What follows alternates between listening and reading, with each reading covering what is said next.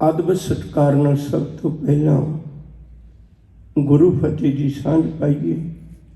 ਪਿਆਰ ਨਾਲ ਆਖੋ ਜੀ, ਵਾਹਿਗੁਰੂ ਜੀ ਕਾ ਖਾਲਸਾ, ਵਾਹਿਗੁਰੂ ਜੀ ਕੀ ਫਤਿਹ। ਅੱਜ ਆਪਾਂ ਉਹਨਾਂ ਸਮੂਹ ਸ਼ਹੀਦਾਂ ਦੀ ਯਾਦ ਵਿੱਚ ਜੁੜ ਮਿਲ ਬੈਠੇ ਹਾਂ ਜਿਨ੍ਹਾਂ ਨੇ ਦਰਬਾਰ ਸਾਹਿਬ ਦੇ ਅੰਦਰ कबीर मोहे मरने का चाव है, मरो तो हर के द्वार, मत हर पूछे कौन है, पर हमारे पार, परा हमारे बार। इन्हां पंक्तियां दे मानो अर्थ करके समझाए सन। जदों भी मैं साके की कथा करना दो बेनतियां मैं पहलों कर देना। एक बेनती ये भावना, ये इतिहास के पन्ने ये किसी को भड़काउण लई नहीं है, समझाउण लई है।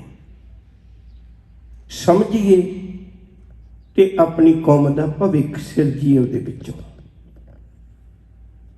डॉक्टर गुरभगत सिंह ने एक बड़ी प्यारी बात लिखी। वो कहते इन्हां जख्मां नूं भुलाया नहीं जा सकता। उन्हां रिसदे जख्मां विचों, खून दीआं बूंदां विचों असीं अपनी कौम दा भविख सिरजीए। पहली बेनती कर रहा सां भई ये भड़काउण लई नहीं है। दूजी अर्ज करां, इनू केवल सिखां नूं नहीं सुनना चाहिए, हर वर्ग के बंदे नूं सुनना चाहिए दरबार साहिब दा साका, ताकि सानू ये पता तो लगे भी ऐसा कारण बनिया कि इहदा पिछोकड़ की है इस गल का। हुण मैं गल शुरू करनी चाहुंदा। इंग्लिश के 3 अखर ने। एक है एक्सैप्ट, तुसीं मेरे नाल बहुत ज़्यादा पढ़े लिखे हो। दूजा रिस्पैक्ट, तीजा प्रोटैक्ट।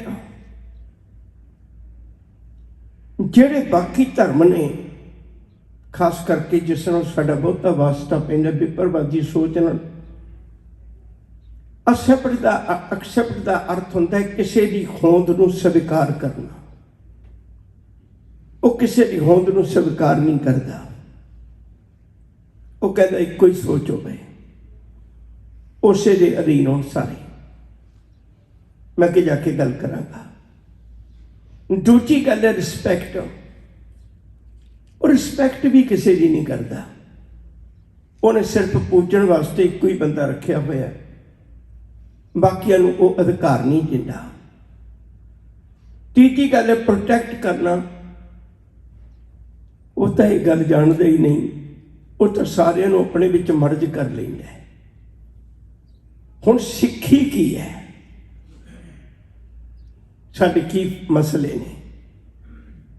सिक्खी जम्मी है एक ओंकार विचों। मैं तां ही सारे सिखां नूं एक बेनती करना, एक ओंकार नूं सदा ही सामने रखिए।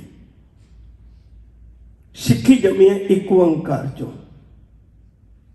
ये एक्सैप्ट भी करती है, ये नहीं कहती भी कोई दूजे होण ही ना, नहीं, बल्कि सिक्खी तो यह गल कहती है भाई तू मुसलमान होवें, मैं तेनों क्यों मिटाना चाहवां। तू सच्चा मुसलमान होवें, मैं तेनों दसना चाहना तू किहो जिहा मुसलमान होवें। हो मुसलमान, असीं क्यों तेरी होंद मिटाइए बई। तू एक हिंदू होवें, तू क्यों ना होवें, मैं तेनों दसना चाहना, बल्कि तू हिंदू इहो जिहा बन। मैं तेनों मिटाउणा नहीं चाहुंदा, मैं तो तेनों पढ़ाउणा चाहुंदा। सिक्खी एक्सैप्ट करती है, कोई इतराज नहीं। तुसीं जिवें दे हो, जोगी किवें दा, राजा किवें दा, धी किहो जी, पुत्त किहो जिहा, हर गल दा सबूत है गुरु ग्रंथ साहिब की पवित्र बाणी विच। ये एक्सैप्ट भी करती है। और दूजी गल रिस्पैक्ट भी देती है। जिन्हों वो शूद्र कहता है, विपरवादी सोच उन्होंने शूद्र कहती है, ਕਿਰਤਕਾਰ ਕਰਨ ਵਾਲੇ ਨੂੰ ਗੁਰਮਤਿ ਉਹਨੂੰ ਸੇਵਾਦਾਰ ਕਹਿ ਕੇ ਸਭ ਤੋਂ ਉੱਚੇ ਰੁਤਬੇ ਤੇ ਬਿਠਾਉਂਦੀ ਹੈ। ਕਹਿਣ ਲੱਗੇ ਭਲਿਆ ਤੂੰ ਤਾਂ ਬਹੁਤ ਸੁਭਾਗਾ ਹੈ ਸੇਵਾ ਕਰਨਾ। ਉਹਨੂੰ ਰਿਸਪੈਕਟ ਵੀ ਦਿੰਦੀ ਹੈ ਔਰ ਤੀਜੀ ਗੱਲ ਉਹਨੂੰ ਪ੍ਰੋਟੈਕਟ ਵੀ ਕਰਦੀ ਹੈ। ਭਲਿਆ ਜੇ ਤੇਰੇ ਤਿਲਕ ਜੰਜੂ ਨੂੰ ਖਤਰਾ ਹੈ, ਇਹਨੂੰ ਬਚਾਉਣ ਵਾਸਤੇ ਅਸੀਂ ਚੱਲਦੇ ਹਾਂ ਤੇਰੇ ਨਾਲ। ਤੂੰ ਤਾਂ ਹੋਂਦ ਨੂੰ ਮਿਟਾਉਣਾ ਚਾਹੁੰਦਾ ਹੈ, ਪਰ ਅਸੀਂ ਪ੍ਰੋਟੈਕਟ ਕਰਨੇ ਹੈ। ਜਿੱਥੇ ਤੈਨੂੰ ਲੋੜ ਹੈ ਦੱਸ ਕਿੱਥੇ ਖੜੇ ਹੋਈਏ, ਉੱਥੇ ਖੜੇ ਹੋਵਾਂਗੇ। ਸਾਡੀ ਇੱਕ ਲੰਮੀ ਲੜੀ ਹੈ, ਬਚਾ ਬਚਾ ਕੇ ਤੇਰੀ ਝੋਲੀ 'ਚ ਅਸੀਂ ਕੀ ਪਾਇਆ। ਇਹ ਬਹੁਤ ਲੰਮੀ ਲੜੀ ਹੈ। ਬੁਨਿਆਦੀ ਇਹ ਤਿੰਨ ਗੱਲਾਂ ਨੇ। ਜਿਹਨੂੰ ਤੂੰ ਰੋਲਣਾ ਚਾਹੁੰਦਾ ਹੈ, ਸਿੱਖੀ ਉਹਨੂੰ ਚੁੱਕ ਕੇ ਗਲੇ ਲਾਉਣਾ ਚਾਹੁੰਦੀ ਹੈ। ਅੱਗੇ ਗੱਲ ਤੋਰਾਂ।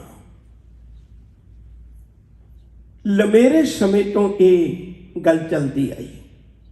ਅਸੀਂ ਤਾਂ ਸਭ ਨੂੰ ਅਵਲ ਅੱਲਾ ਨੂਰ ਉਪਾਇਆ, ਕੁਦਰਤ ਕੇ ਸਭ ਬੰਦੇ, ਕਿਸੇ ਦੀ ਹੋਂਦ ਨੂੰ ਕਿਉਂ ਮਿਟਾਈਏ।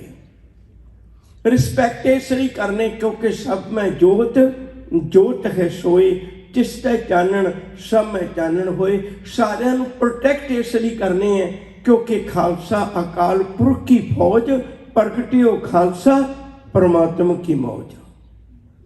ਇਹ ਤੇ ਰੱਬ ਦੀ ਮੌਜ ਵਿੱਚੋਂ ਪੈਦਾ ਹੋਇਆ, ਪਰਮੇਸ਼ਰ ਦੀ ਮੌਜ ਵਿੱਚੋਂ ਪੈਦਾ ਹੋਇਆ। ਮੈਂ ਹੁਣ ਗੱਲ ਨੇੜੇ ਕਰਨੀ ਚਾਹੁੰਦਾ। ਜਦ ਤੋਂ ਸਿੱਖੀ ਦਾ ਜਨਮ ਹੋਇਆ, ਜਦ ਤੋਂ ਇਹ ਜਗਤ ਜਲੰਦੇ ਨੂੰ ਠਾਰਨ ਦੀਆਂ ਅਰਦਾਸਾਂ ਕਰਦੀ ਆ ਰਹੀ ਹੈ, ਮਨੁੱਖਤਾ ਦੇ ਭਲੇ ਦੀਆਂ ਗੱਲਾਂ ਕਰਦੀ ਆ ਰਹੀ ਹੈ। ਲੰਮੇਰਾ ਸਮਾਂ ਬੀਤਿਆ,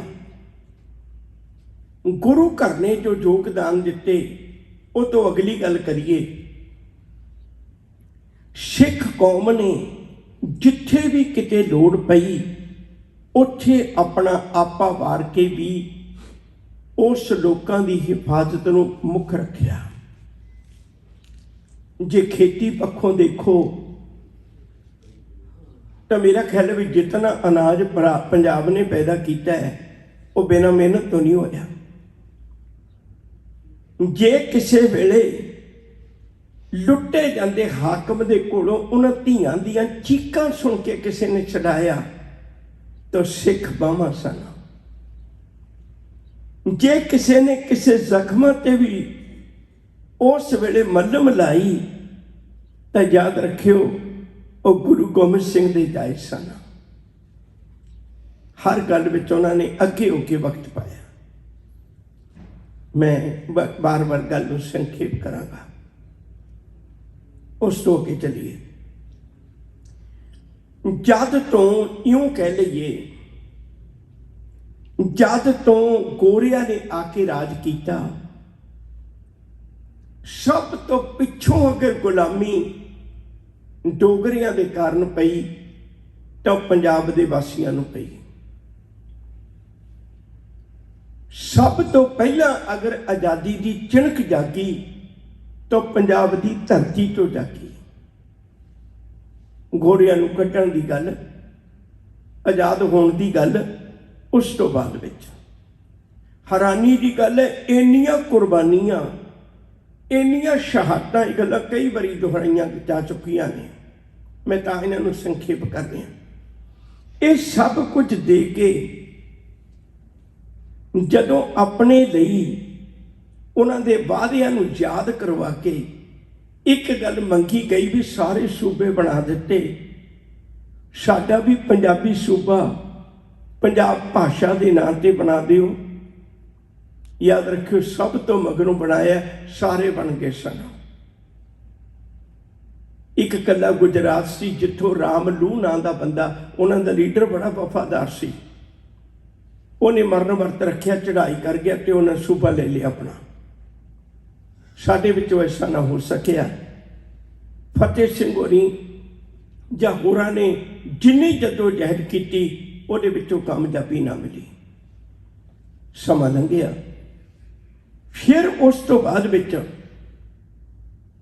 ਇੱਕ ਵਿਚਾਰ ਜਾਗੀ ਵੀ ਤੁਸੀਂ ਜਦੋਂ ਇੰਨੇ ਆਜ਼ਾਦ ਹੋਏ ਸਾਰੇ ਇਕੱਠੇ, ਤੇ ਇੰਨੇ ਸ਼ਹਿਰ ਤੁਸੀਂ ਆਪਣੇ ਪਵਿੱਤਰ ਬਣਾ ਲਏ।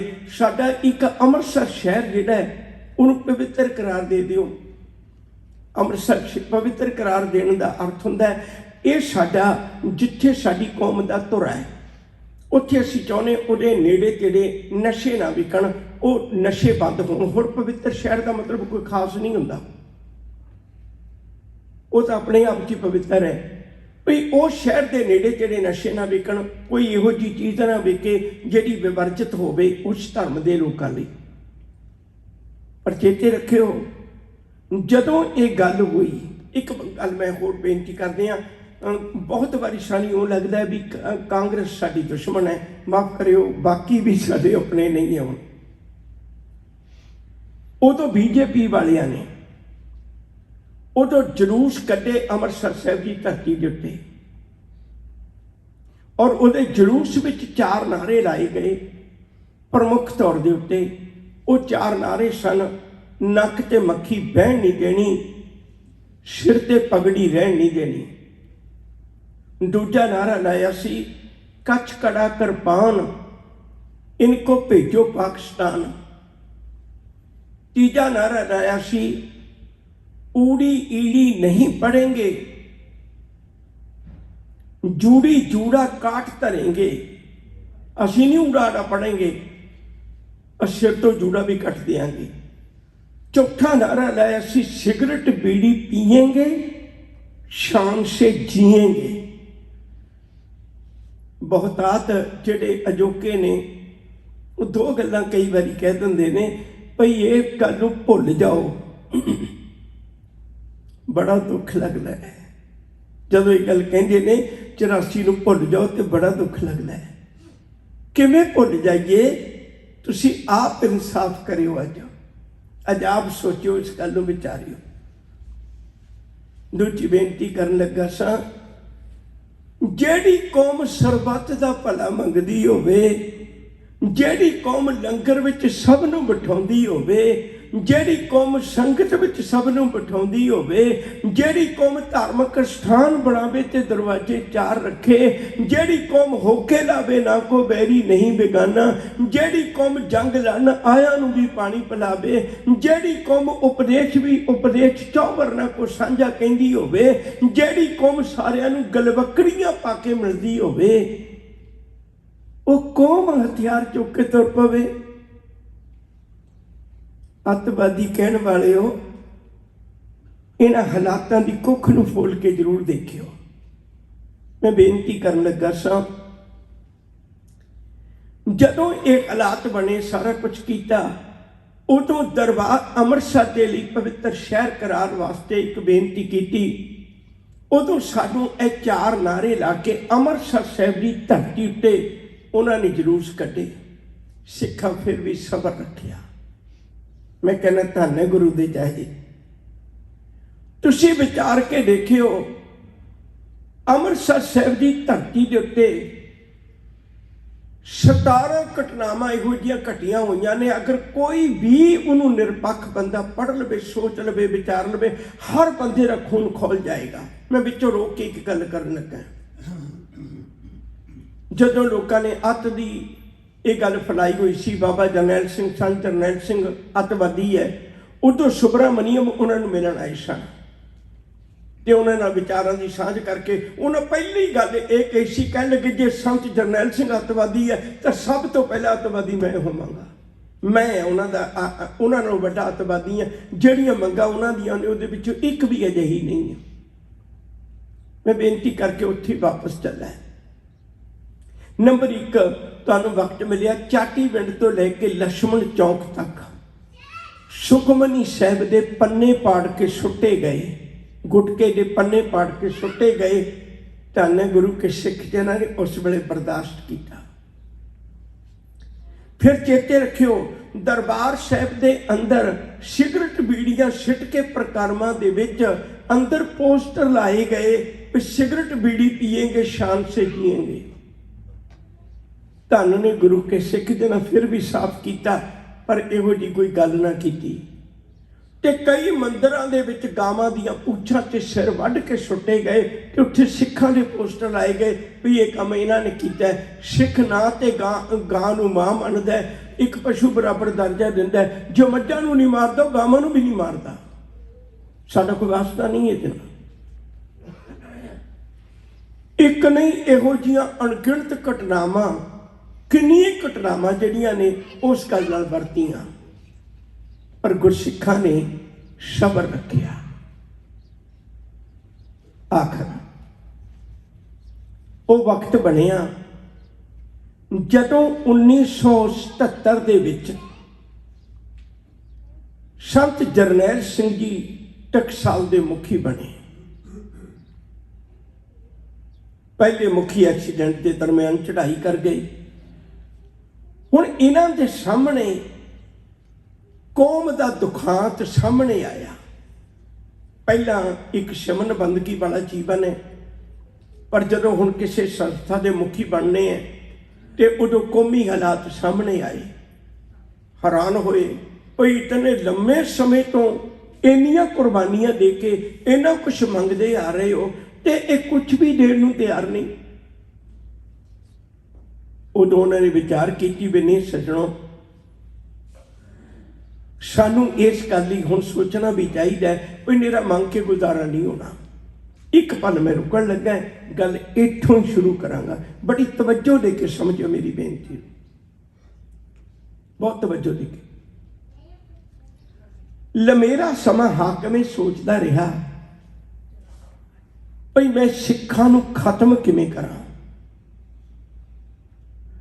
ਉਹਨੇ ਵਿਚਾਰ ਬਣਾਈ, ਇਹਨਾਂ ਦੇ ਘਰ ਘਾਟ ਉਜਾੜ ਦਿਓ ਤੇ ਖਤਮ ਹੋ ਜਾਣਗੇ। ਜ਼ਕਰੀਆ ਖਾਂ ਵੇਲੇ ਐਸਾ ਹੋਇਆ, ਘਰ ਘਾਟ ਉਜਾੜ ਦਿੱਤੇ ਗਏ। ਸਿੱਖ ਜੰਗਲਾਂ 'ਚ ਜਾ ਕੇ ਵੀ ਬਚਦੇ ਰਹੇ, ਆਪਣੀ ਹੋਂਦ ਬਰਕਰਾਰ ਰੱਖੀ। ਉਸ ਤੋਂ ਅੱਗੇ ਮੀਰ ਮਨੂੰ ਆਇਆ। ਮੀਰ ਮਨੂੰ ਨੇ ਸੋਚਿਆ ਵੀ ਜੰਗਲਾਂ ਵਿੱਚ ਜਾ ਕੇ ਵੀ ਹੈ ਤਾਂ ਪਰਿਵਾਰਕ ਜੀਵਨ ਇਹਨਾਂ ਦਾ, ਉੱਥੇ ਇਕੱਠੇ ਰਹਿੰਦੇ ਨੇ, ਕਿੰਨਾ ਚੰਗਾ ਹੋਵੇ ਮੈਂ ਇਹਨਾਂ ਦੀਆਂ ਸਿੱਖਾਂ ਦੀਆਂ ਮਾਵਾਂ ਨੂੰ ਜੇਲ੍ਹ ਵਿੱਚ ਲਿਆ ਕੇ ਤੇ ਉਹਨਾਂ ਤੇ ਤਸ਼ੱਦਦ ਢਾਵਾਂ, ਉਹ ਸਿੱਖ ਜੰਮਣੀ ਪੈਦਾ ਬੰਦ ਕਰ ਦੇਣ। ਪਰ ਉੱਥੇ ਵੀ ਦੇਖਿਆ, ਮੀਰ ਮਨੂੰ ਹੈਰਾਨ ਹੋਇਆ, ਉਹ ਇਹ ਮਾਵਾਂ ਕਦੇ ਬੰਦ ਨਹੀਂ ਕਰ ਸਕਦੀਆਂ, ਇਹਨਾਂ ਦੀ ਕੁੱਖ ਨੂੰ ਸਲਾਮ। ਫਿਰ ਮੀਰ ਮਨੂੰ ਤੋਂ ਬਾਅਦ ਵਿੱਚ ਅਬਦਾਲੀ ਆਉਂਦਾ ਹੈ। ਅਬਦਾਲੀ ਸੋਚਦਾ ਨਹੀਂ, ਇਹਨਾਂ ਦੇ ਘਰ ਘਾਟ ਉਜਾੜ ਕੇ ਵੀ ਦੇਖ ਲਏ, ਇਹਨਾਂ ਨੂੰ, ਇਹਨਾਂ ਦੀਆਂ ਮਾਵਾਂ ਨੂੰ ਸਜ਼ਾਵਾਂ ਦੇ ਕੇ ਵੀ ਦੇਖ ਲਈਆਂ, ਇਹਨਾਂ ਦੇ ਪੁੱਤਾਂ ਦੀਆਂ ਖੋਪਰੀਆਂ ਲਾ ਕੇ ਵੀ ਵੇਖ ਲਈਆਂ, ਇਹ ਨਹੀਂ ਜੇ ਖਤਮ ਹੁੰਦੇ। ਹੁਣ ਇੱਕ ਕੰਮ ਕਰਾਂ, ਜਿੱਥੋਂ ਸਿੱਖ ਪੈਦਾ ਹੁੰਦੇ ਨੇ ਦਰਬਾਰ ਸਾਹਿਬ, ਮੈਂ ਉਹ ਦਰਬਾਰ ਸਾਹਿਬ ਨੂੰ ਖਤਮ ਕਰਾਂ। ਹੁਣ ਉਹ ਦਰਬਾਰ ਸਾਹਿਬ ਦੇ ਉੱਤੇ ਅਟੈਕ ਕਰਨ ਲੱਗ ਪਏ। ਚੇਤੇ ਰੱਖਿਓ, ਜਿੱਥੋਂ ਸਿੱਖ ਪੈਦਾ ਹੁੰਦਾ ਹੈ, ਇਹਨਾਂ ਨੂੰ ਤਕਲੀਫ ਉੱਥੋਂ ਹੈ। ਹੁਣ ਬਾਬਾ ਜਰਨੈਲ ਸਿੰਘ ਮੁਖੀ ਬਣ ਗਏ ਤੇ ਇਹ ਅੰਮ੍ਰਿਤ ਛਕਾ ਕੇ ਕੌਮ ਦੇ ਵਿੱਚੋਂ ਸਿੱਖ ਪੈਦਾ ਕਰਨ ਲੱਗ ਪਏ। ਕੌਮ ਦੇ ਵਿੱਚੋਂ ਸਿੱਖ ਪੈਦਾ ਕਰਨ ਲੱਗ ਪਏ।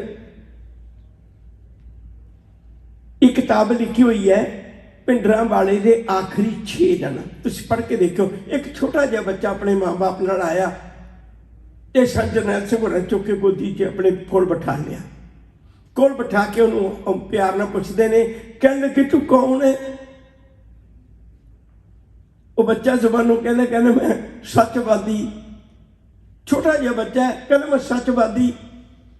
ਸੰਤ ਜਰਨੈਲ ਸਿੰਘ ਉਹਦੇ ਗਲ 'ਚ ਪਾਈ ਕਿਰਪਾਨ ਪਕੜ ਕੇ, ਕਹਿੰਦੇ ਆਹ ਕਾਹਦੇ ਵਾਸਤੇ ਪਾਈ ਹੈ? ਕਹਿੰਦੇ ਦੁਸ਼ਟਾਂ ਨੂੰ ਸੋਧਾ ਲਾਵਾਂਗਾ। ਹਾਲਾਂਕਿ ਬੋਲ ਵੀ ਨਹੀਂ ਸਕਦਾ ਸਹੀ। ਜੇ ਇੱਕ ਬੱਚੇ ਦੇ ਉੱਤੇ ਏਡਾ ਪ੍ਰਭਾਵ ਹੋ ਸਕਦਾ ਸੱਚ ਦੀ ਗੱਲ ਦਾ, ਤੇ ਬਾਬਾ ਜਰਨੈਲ ਸਿੰਘ, ਸੰਤ ਜਰਨੈਲ ਸਿੰਘ ਹੋਰਾਂ ਨੇ ਜਦੋਂ ਸਿੱਖ ਪੈਦਾ ਕੀਤੇ, ਹੁਣ ਫਿਰ ਤਕਲੀਫ ਹੋਈ ਵੀ ਸਿੱਖ ਤਾਂ ਫਿਰ ਜੰਮੇ ਜਾ ਰਹੇ ਨੇ, ਖੰਡੇ ਬਾਟੀ ਦੀ ਪਹੁਲ ਦਿੱਤੀ ਜਾ ਰਹੀ ਹੈ, ਤੇ ਸਿੱਖ ਜੇ ਇੰਨੀ ਗਿਣਤੀ ਵਿੱਚ ਹੋ ਗਏ ਤੇ ਬਹੁਤ ਕੁਝ ਸਾਨੂੰ ਔਖਾ ਹੋ ਜਾਏਗਾ। ਇਸ ਲਈ ਉਹਨਾਂ ਦੀ ਅੱਖ ਹੁਣ ਇੱਧਰ ਵੀ ਆ ਗਈ। ਇਹਦੇ ਨਾਲ ਨਾਲ ਬਾਬਾ ਜਰਨੈਲ ਸਿੰਘ ਹੋਰਾਂ ਦੇ ਸਾਹਮਣੇ ਇੱਕ ਲੰਮੀ ਲਿਸਟ ਉਹ ਵੀ ਹੈ, ਜਿਹੜੇ ਲੰਮੇ ਸਮੇਂ ਤੋਂ ਆਪਣੀਆਂ ਮੰਗਾਂ ਮੰਗਦੇ ਆ ਰਹੇ ਨੇ, ਪਰ ਇਹਨਾਂ ਨੂੰ ਦਿੱਤਾ ਕੁਝ ਵੀ ਨਹੀਂ ਜਾ ਰਿਹਾ। ਹਜੇ ਵੀ ਸ਼ਾਇਦ ਇੰਨੀ ਗੱਲ ਅੱਗ ਨਾ ਭਟਕਦੀ। 1977 ਵਿੱਚ ਟਕਸਾਲ ਦੇ ਮੁਖੀ ਬਣੇ। 1978 ਦੇ ਵਿੱਚ ਇੱਕ ਪ੍ਰੋਗਰਾਮ ਕਰਨ ਵਾਸਤੇ ਅੰਮ੍ਰਿਤਸਰ ਸ਼ਹਿਰ ਦੇ ਵਿੱਚ ਆਗਿਆ ਦਿੱਤੀ ਗਈ। ਉਹ ਨਿਰੰਕਾਰੀਆਂ ਦਾ ਪ੍ਰੋਗਰਾਮ ਸੀ।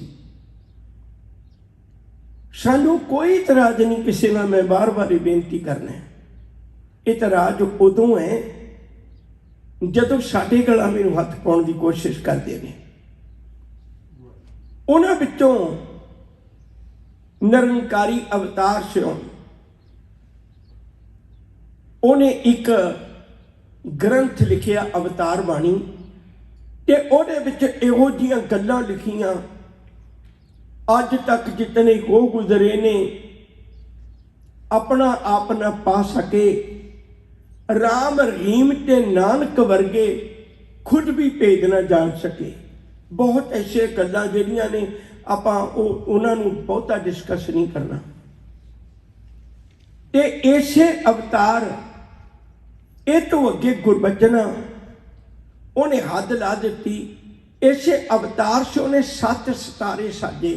ਨਾਲ ਇਹ ਗੱਲ ਕਹੀ ਸੀ ਵੀ ਗੁਰੂ ਗੋਬਿੰਦ ਸਿੰਘ ਨੇ 5 ਪਿਆਰੇ ਸਾਜੇ ਨੇ, ਮੈਂ 7 ਸਿਤਾਰੇ ਸਾਜੇ ਨੇ, ਮੈਂ ਗੁਰੂ ਤੋਂ ਵੱਡਾ। ਤੇ ਇਹ ਤੋਂ ਅੱਗੇ ਗੁਰਬਚਨੇ ਨੇ ਉਹਨੇ ਹਾਜੀ ਲਾ ਦਿੱਤੀ। ਉਹਨੇ ਆਪਣੀ ਘਰਵਾਲੀ ਨੂੰ ਇੱਕ ਤਕੜੀ ਦੇ ਪੱਲੇ ਵਿੱਚ ਬਿਠਾ ਕੇ ਦੂਜੇ ਪਾਸੇ ਧਨ ਦੌਲਤ ਪਾ ਕੇ ਤੇ ਉੱਤੇ ਗੁਰਬਾਣੀ ਦੀ ਪੰਕਤੀ ਲਿਖ ਦਿੱਤੀ, ਆਪੇ ਕੰਡਾ ਆਪ ਤਰਾਜੀ ਪ੍ਰਭ ਆਪੇ ਤੋਲ ਤੁਲਾਇਆ। ਸਿੱਖਾ ਆਖਿਆ ਤੂੰ ਆਪਣੀ ਘਰਵਾਲੀ ਨੂੰ 100 ਵਾਰੀ ਤੋਲ ਤਕੜੀ 'ਚ, ਸਾਨੂੰ ਕੀ ਇਤਰਾਜ਼ ਹੈ, ਪਰ ਤੂੰ ਗੁਰਬਾਣੀ ਦੀ ਪੰਕਤੀ ਮੈਂ ਨਹੀਂ ਵਰਤ ਸਕਦਾ। ਉਹ ਜਿੰਨੀਆਂ ਵੀ ਗੱਲਾਂ ਸਨ ਵੀ ਜਦੋਂ ਕੋਈ ਬੈਠ ਕੇ ਪਾਠੀ ਜਾਂ ਕੋਈ ਗੁਰੂ ਘਰ ਦਾ ਸਿੱਖ ਉਹ ਬੈਠ ਕੇ ਬਾਣੀ ਪੜ੍ਹਦਾ ਤਾਂ ਇਵੇਂ ਲੱਗਦਾ ਵੀ ਜਿਵੇਂ ਕੋਈ ਮੁਰਗਾ ਕਿਸੇ ਗੰਦੀ ਰੂੜੀ ਨੂੰ ਫਲੋੜ ਲਿਆ ਹੋਵੇ। ਇਹ ਸਾਰੀਆਂ ਗੱਲਾਂ ਪਹਿਲਾਂ ਹੋ ਚੁੱਕੀਆਂ ਹੋਈਆਂ ਨੇ, ਸਿੱਖਾਂ ਫਿਰ ਵੀ ਬਰਦਾਸ਼ਤ ਕੀਤਾ। ਹੁਣ 1978 ਦੇ ਵਿੱਚ ਅੰਮ੍ਰਿਤਸਰ ਸਾਹਿਬ ਦੀ ਸ਼ਹਿਰ ਦੀ ਧਰਤੀ ਦੇ ਉੱਤੇ ਨਿਰੰਕਾਰੀਆਂ ਦਾ ਪ੍ਰੋਗਰਾਮ ਰੱਖਿਆ ਗਿਆ। ਇੱਕ ਹੋਰ ਸ਼ਹਿਰ ਵੀ ਹੋ ਸਕਦਾ ਸੀ, ਸਾਨੂੰ ਕੋਈ ਇਤਰਾਜ਼ ਨਹੀਂ, ਅੰਮ੍ਰਿਤਸਰ ਵੀ ਕਰ ਲਓ। ਫਿਰ ਅਗਲੀ ਗੱਲ ਵਿਸਾਖੀ ਵਾਲੇ ਦਿਨਾਂ 'ਚ ਰੱਖਿਆ ਗਿਆ। ਪਤਾ ਹੈ ਵੀ ਸਿੱਖ ਵਿਸਾਖੀ ਮਨਾਉਂਦੇ ਨੇ, ਖਾਲਸੇ ਦਾ ਜਨਮ ਦਿਨ ਮਨਾਉਂਦੇ ਨੇ। ਵਿਸਾਖੀ ਵਾਲੇ ਦਿਨ ਰੱਖਿਆ ਗਿਆ ਤੇ ਉਹ ਆਪਣੇ ਸਮਾਗਮ ਦੇ ਵਿੱਚ ਉਹ ਨਿਰੰਕਾਰੀ ਗੁਰਬਚਨਾ ਬਹੁਤ ਕੁਝ ਐਸਾ ਕੁਫਰ ਤੋਲ ਰਿਹਾ ਹੈ ਜੋ ਬਰਦਾਸ਼ਤ ਨਹੀਂ ਸੀ ਕੀਤਾ ਜਾ ਸਕਦਾ। ਆਖਰਕਾਰ ਬਾਬਾ ਜਰਨੈਲ ਸਿੰਘ ਜੀ ਹੋਰਾਂ ਨੇ ਇੱਕ ਉਸ ਵਕਤ ਦੇ ਹਾਕਮਾਂ ਨੂੰ ਸਾਰਿਆਂ ਨੂੰ ਇੱਕ ਇਤਲਾਹ ਦਿੱਤੀ ਵੀ ਇਹ ਗਲਤ ਕੰਮ ਹੋ ਰਿਹਾ, ਇਹਨਾਂ ਨੂੰ ਸਮਝਾਓ। ਉਸ ਵੇਲੇ ਹੋਰ ਤਾਂ ਕੋਈ ਨਹੀਂ ਸੀ, ਉਮਰਾ ਨੰਗਲ ਸੀ ਬਾਦਲ ਉਸ ਵੇਲੇ, ਜੋ ਸਾਨੂੰ ਇਤਿਹਾਸਕ ਸਰੋਤਾਂ ਤੋਂ ਪਤਾ ਲੱਗਦਾ ਉਹ ਬੰਬੇ ਸੀ। ਮੈਂ ਸਾਕੇ ਵੱਲ ਆਉਣਾ ਚਾਹੁੰਦਾ, ਉਹਦਾ ਪਿਛੋਕੜ ਦੱਸਣਾ ਚਾਹੁੰਦਾ। ਪਹਿਲਾਂ ਉਮਰਾ ਨੰਗਲ ਨੇ ਕਿਹਾ ਵੀ ਸਾਡੇ ਵੱਸ ਦੀ ਗੱਲ ਨਹੀਂ, ਇਹ ਉਹਨਾਂ ਨੇ ਇਵੇਂ ਕਰਨਾ ਹੈ। ਬਾਬਾ ਜਰਨੈਲ ਸਿੰਘ ਕਹਿਣ ਲੱਗੇ ਵੀ ਕੋਈ ਗੱਲ ਨਹੀਂ, ਅਸੀਂ ਬੇਨਤੀ ਕਰ ਲੈਂਦੇ। ਕੁਝ ਅਖੰਡ ਕੀਰਤਨੀ ਜਥੇ ਵਿੱਚੋਂ ਭਾਈ ਫੌਜਾ ਸਿੰਘ ਦੀ ਅਗਵਾਈ ਵਿੱਚੋਂ ਤੇ ਕੁਝ ਬਾਬਾ ਜਰਨੈਲ ਸਿੰਘ ਦੀ ਅਗਵਾਈ ਵਿੱਚ ਕੁਝ ਸਿੰਘ ਸਨ ਜਿਹੜੇ ਉਹ ਬੜੇ ਪਿਆਰ ਨਾਲ ਤੋਰੇ ਵੀ ਤੁਸੀਂ ਆਰਾਮ ਨਾਲ ਜਾ ਕੇ ਉਹਨਾਂ ਨੂੰ ਸਮਝਾਇਓ। ਔਰ ਇਹ ਸਿੰਘ ਜਾ ਕੇ ਕੁਝ ਦੂਰੀ ਉੱਤੇ ਬੈਠ ਕੇ ਵਾਹਿਗੁਰੂ ਦਾ ਜਾਪ ਕਰ ਰਹੇ ਨੇ, ਬੇਨਤੀ ਕਰ ਰਹੇ ਨੇ ਵੀ ਉਹਨਾਂ ਨੂੰ ਕਹੋ ਵੀ ਇਸ ਤਰ੍ਹਾਂ ਦੇ ਬੋਲ ਨਾ ਬੋਲਣ, ਆਪਣੇ ਧਰਮ ਦਾ ਪ੍ਰਚਾਰ ਜਿਵੇਂ ਮਰਜ਼ੀ ਕਰਨ, ਪਰ ਕਿਸੇ ਦੇ ਧਰਮ ਦੇ ਬਾਰੇ ਵਿੱਚ ਇਸ ਤਰ੍ਹਾਂ ਦੇ ਬੋਲ ਚੰਗੇ ਨਹੀਂ। ਤੇ ਹੈਰਾਨੀ ਦੀ ਗੱਲ ਹੈ, ਉਹਨਾਂ ਦੀ ਗੱਲ ਸੁਣਨ ਦੀ ਬਜਾਏ ਅੰਨ੍ਹੇਵਾਹ ਗੋਲੀਆਂ ਚਲਾ ਦਿੱਤੀਆਂ, ਜਿਹਦੇ ਵਿੱਚੋਂ 13 ਸਿੰਘ ਸ਼ਹੀਦ ਹੋ ਗਏ ਤੇ ਕਰੀਬ 70 ਦੇ ਨੇੜੇ ਉਹ ਜ਼ਖਮੀ ਹੋ ਗਏ। ਨਾ ਉੱਥੇ ਕਿਸੇ ਨੇ ਸ਼ਹੀਦਾਂ ਦੀਆਂ ਲਾਸ਼ਾਂ ਨੂੰ ਸਾਂਭਿਆ, ਨਾ ਕਿਸੇ ਨੇ ਜ਼ਖਮੀਆਂ ਨੂੰ ਸਾਂਭਿਆ, ਬਲਕਿ ਉਸ ਵੇਲੇ ਉਹ ਬਾਬੇ ਨੂੰ ਗੱਡੀ 'ਚ ਬਿਠਾ ਕੇ ਸੁਰੱਖਿਅਤ ਕੱਢਣ ਦੀ ਜ਼ਿੰਮੇਵਾਰੀ ਅਪਣਾਈ। ਫਿਰ ਉਹਦੇ ਤੇ ਕੇਸ ਚੱਲਿਆ, ਕੇਸ ਬਦਲਾ ਕੇ ਕਰਨਾਲ ਕਰ ਦਿੱਤਾ ਗਿਆ। ਕਰਨਾਲ ਦੇ ਜੱਜ ਗੁਪਤੇ ਨੇ ਫੈਸਲਾ ਦਿੱਤਾ ਭਈ ਇਹ ਪ੍ਰੋਗਰਾਮ ਕਰ ਰਹੇ ਸੀ, ਸਿੱਖਾਂ ਨੂੰ ਉੱਥੇ ਜਾ ਕੇ ਦਖਲਅੰਦਾਜ਼ੀ ਨਹੀਂ ਸੀ ਕਰਨੀ ਚਾਹੀਦੀ। ਸਜ਼ਾਵਾਂ ਸਿੱਖਾਂ ਨੂੰ ਮਿਲੀਆਂ, ਉਹਨਾਂ ਨੂੰ ਮੁਕਤ ਆਜ਼ਾਦ ਕਰ ਦਿੱਤਾ। ਜਦੋਂ ਉਹ ਆਜ਼ਾਦ ਹੋ ਕੇ ਗਿਆ, ਆਪਣੇ ਨਾਲ ਦੇ ਬੰਦਿਆਂ ਨੂੰ ਵੀ ਲੈ ਕੇ ਗਿਆ। ਉਦੋਂ ਉਹ ਜਾਂਦਾ ਹੋਇਆ ਫਿਰ ਕਹਿ ਕੇ ਗਿਆ, ਕਹਿੰਦੇ ਤੁਹਾਡੇ ਗੁਰੂ ਨੇ ਗਵਾਲੀਅਰ ਦੇ ਕਿਲੇ ਵਿੱਚੋਂ 52 ਛੁਡਵਾਈ ਸੀ, ਮੈਂ ਆਪਣੇ ਵਾਲੇ 70 ਛੁਡਾ ਕੇ ਲੈ ਕੇ ਚੱਲੇ ਆ, ਮੈਂ ਤੁਹਾਡੇ ਗੁਰੂ ਤੋਂ ਫਿਰ ਵੱਡਾ ਹੈ। ਉਦੋਂ ਬਾਬਾ ਜਰਨੈਲ ਸਿੰਘ ਹੋਰਾਂ ਨੇ ਗੱਲ ਕਹੀ, ਕਹਿਣ ਲੱਗੇ ਵੀ ਸੱਜਣੋ, ਰੋਜ਼ ਦਿਹਾੜੇ इस गल नूं इवें बर्दाश्त करी जाओगे, ये एक दिन सिर ते पग नहीं रहन देणगे।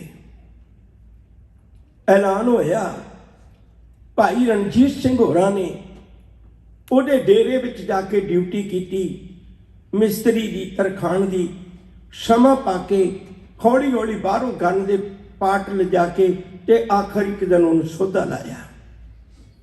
निरंकारी ने सोधा लग्या। दूजे पासे अत चुकी हुई सी लाला जगत नारायण ने।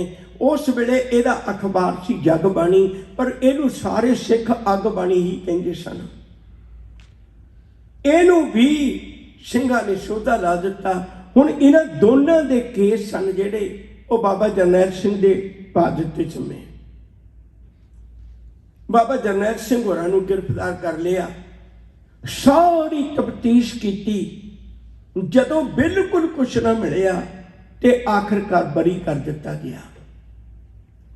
एक बारी गिरफ्तार करके बरी किया होया। जिहड़े लोग ये कही जाते हैं भी उत्थों गिरफ्तारी दे लेनी चाहिए सी, पहले सारी तफ्तीश कर ली, कुछ नहीं मिलिया।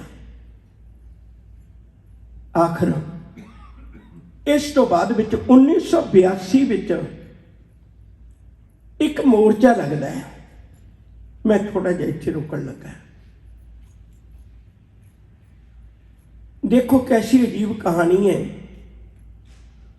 ये सारी दुनिया की एक असूल है भी जिथे भी कोई कुदरती स्रोत है, वो जिस इलाके च स्रोत है उथों दे वसनीकां नूं उहनूं हक है, उहदे उत्ते हक उहदा है। हुण पंजाब दा तां ना ही पंजाब पाणीआं दे नां ते पिया होया, ते जदों पंजाब की धरती के उत्तों पानी ने जिहड़े वो जदों गोरियां दा राज सी उदों बीकानेर नूं पानी दिता जांदा सी, पर चेते रखियो उदों मुੱਲ दिता जांदा सी, उहदा मुੱਲ मिलदा सी पंजाब नूं। जदों ये दूजियां सरकारां आईयां, इन्हां ने हुण पंजाब दा पानी बहुता बाहर देना शुरू कर दिता ते कुछ भी नहीं नाल फ्री च। उदों सिखां ने SYL वो निकल लगी सी नहर, उहदे रोक वास्ते इन्हां ने जाके कोशिश की भी उन्हें बंद कराया जाए। कपूरी दे विच अचानक ही उन्हां दिनां विच कुछ टकसाल दे सिंह भी सरकार ने गिरफ्तार कर लए।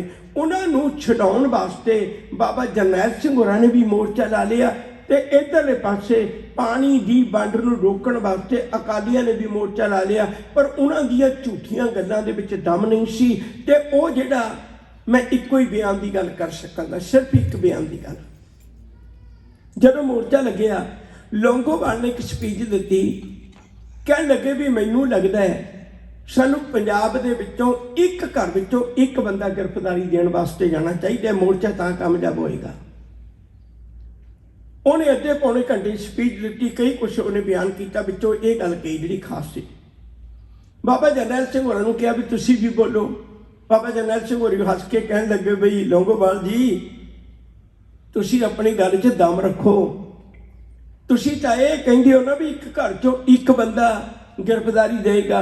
मैनूं इउं लगदा भी आपां नूं इउं कहना पैना भी एक घर 'च एक बंदा तां कम से कम रह जाओ, परिवारां दे परिवार गिरफ्तारी देणगे, तुसीं अपने विच जुड़त तां रखो, तुहाडी गल 'च दम होना चाहिए, तुसीं अपने विच प्यार रखो। याद रखियो सानूं ये कहना पवेगा भी कम से कम घर विच एक बंदा तां रह जाए, सारे दा सारा परिवार गिरफ्तारियां लवेगा। इन्हां लीडरां नूं इउं लग्गिया भी साडा जिहड़ा मोर्चा कामयाब नहीं होना, बाबा जरनैल सिंह दा मोर्चा कामयाब हो जाना, इन्हां दा प्रभाव है ते इन्हां वाले पासे दुनिया दा झुकाव हो जाना। उन्हां ने अपना मोर्चा बाबा जरनैल सिंह दे मोर्चे विच मर्ज कर लिया, एक मोर्चा बन गया, धर्म युद्ध मोर्चा बन गया। ਇਹਦੇ ਲਈ ਹੁਣ ਇਹ ਗੱਲ ਚੱਲ ਰਹੀ ਸੀ, ਸਾਰੇ ਇਕੱਠੇ ਹੋ ਕੇ ਇੱਕ ਵਿਚਾਰ ਬਣਾਈ। ਲੌਂਗੋਵਾਲ ਸਮਝੌਤਾ ਹੋਇਆ, ਰਾਜੀਵ ਲੌਂਗੋਵਾਲ ਸਮਝੌਤਾ ਹੋਇਆ, ਉਹ ਵੀ ਲਾਗੂ ਨਾ ਹੋ ਸਕਿਆ। ਬਾਅਦ ਵਿੱਚ ਗੱਲ ਬਣੀ ਭਈ ਆਪਾਂ ਨੂੰ ਇੱਕ ਆਨੰਦਪੁਰ ਸਾਹਿਬ ਦਾ ਮਤਾ ਤਿਆਰ ਕਰਨਾ ਚਾਹੀਦਾ ਹੈ। ਇਹ ਮਤਾ ਸਰਦਾਰ ਕਪੂਰ ਸਿੰਘ ਹੋਰਾਂ ਨੇ ਲਿਖਿਆ ਸੀ, ਬਹੁਤ ਜ਼ਿਆਦਾ ਸਿਆਣਾ ਬੰਦਾ ਹੈ, ਉਹਦੀਆਂ ਕਿਤਾਬਾਂ 'ਚ ਵੀ ਪੜ੍ਹੋ, ਉਹਦੀ ਲਿਆਕਤ ਝਲਕਦੀ ਵਿੱਚੋਂ। ਇੱਕ ਇੱਕ ਗੱਲ ਉਸ ਬੰਦੇ ਦੀ ਬਹੁਤ ਕਮਾਲ ਦੀ ਹੈ। ਤੇ ਉਸ ਸਰਦਾਰ ਕਪੂਰ ਸਿੰਘ ਦਾ ਲਿਖਿਆ ਹੋਇਆ ਆਨੰਦਪੁਰ ਸਾਹਿਬ ਦਾ ਮਤਾ, ਉਹਦੀਆਂ ਮੈਂ ਥੋੜੀਆਂ ਜਿਹੀਆਂ ਬੇਨਤੀਆਂ ਤੁਹਾਨੂੰ ਕਰਨ ਲੱਗਾ।